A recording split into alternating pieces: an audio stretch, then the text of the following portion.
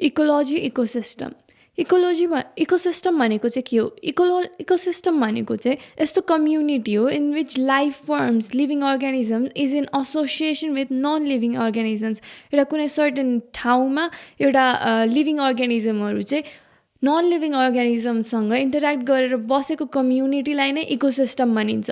Ecology भनेको चाहिँ it is the study of relationship between living organisms including humans and their physical environment and non-living aspects of the environment. Biotic and abiotic factors.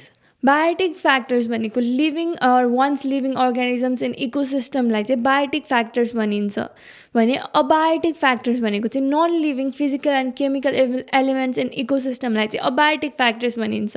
Biotic फ्याक्टर्सको इक्जाम्पलमा चाहिँ animals, birds, plants, फङ्गाईहरू लिन मिल्छ भने abiotic फ्याक्टर्समा चाहिँ water, air, soil, सनलाइट्सहरू हुन्छ।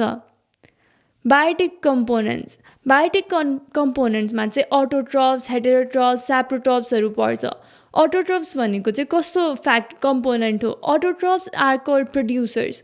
तिनीहरूले चाहिँ फुड प्रड्युस गर्छ थ्रु फोटोसिन्थेसिस। अनि producer includes all kinds of plants. अनि अटोट्रफ्स भनेको चाहिँ प्रड्युसर्स हो अनि दे प्रड्युस फुड र तिनीहरूमा इन्क्लुड हुने भनेको अल सर्ट्स अफ प्लान्ट्स हो। Consequently all the other organisms higher up on the food chain rely on producers for food. Autotrophs food producing अर्गानिजम्सहरूमा त नि अरू अर्गानिजम्सहरू डिपेन्ड भइरहेको हुन्छ which can not produce food by themselves. हेटेरोट्रफ्समा चाहिँ हामीले तिनवटा काइन्ड्स अफ कन्ज्युमर्सहरू पढ्न सक्छौँ। हेटेरोट्रफ्स भनेको यस्तो organism which depends upon other organism other autotrophs for food.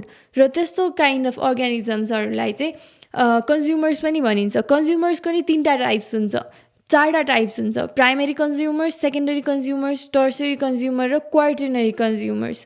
Primary consumer भनेको चाहिँ डाइरेक्ट अटोट्रफ्सबाट फुड कन्ज्युम गर्ने काइन्ड अफ कन्ज्युमरलाई चाहिँ प्राइमेरी कन्ज्युमर भनिन्छ। सेकेन्डरी कन्ज्युमर भनेको चाहिँ it depends on primary consumer for energy. They consume upon primary consumers. They can either be carnivore or omnivore. दुइटै घाँसपात नि खाने, मासु नि खाने या मासु मात्र खाने खालको पनि हुन्छ सेकेन्डरी कन्ज्युमर्स। टर्सरी कन्ज्युमर्स भनेको चाहिँ are organisms that depend on secondary consumers for food. Tertiary consumer can also be ओम्निभर्स।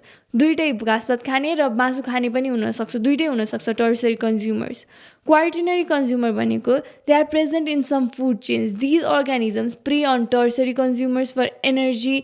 Furthermore they are usually at the top of food chain as they have no natural predators. Quaternary कन्ज्युमर्सलाई चाहिँ अरू प्रिडेटर्सहरूले तिनीहरूको चाहिँ predators हुँदैन भने secondary tertiary कन्ज्युमर्सलाई चाहिँ consume गर्ने कन्ज्युमर्सलाई चाहिँ हामी क्वार्टरनरी कन्ज्युमर भन्छ। They are present in the top of the food chain. अर्को छ saprotrophs or decomposers. Decomposers include saprophytes जस्तै फङ्गाई, ब्याक्टेरिया जसले चाहिँ अरू अर्गानिजम्सहरूलाई डिकम्पोज गराउँछ त्यसलाई चाहिँ स्याप्रोट्रफ्स भनिन्छ। They directly thrive on dead and decaying organic materials. Dead र डिकेड मटेरियल्सहरूमा चाहिँ डिपेन्ड गर्छ फुड एन्ड न्युट्रिसनको लागि। त्यस्तो काइन्ड अफ अर्गानिजमलाई चाहिँ स्याप्रोफाइट्स भनिन्छ।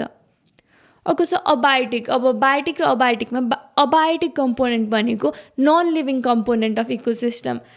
हामीले पहिला नि डिस्कस गरेका छौँ they are the non living aspects, physical aspects of the ecosystem. र तिनीहरूको इक्जाम्पलमा चाहिँ एयर, वाटर, सोइल, मिनरल, सनलाइटहरू पर्छ।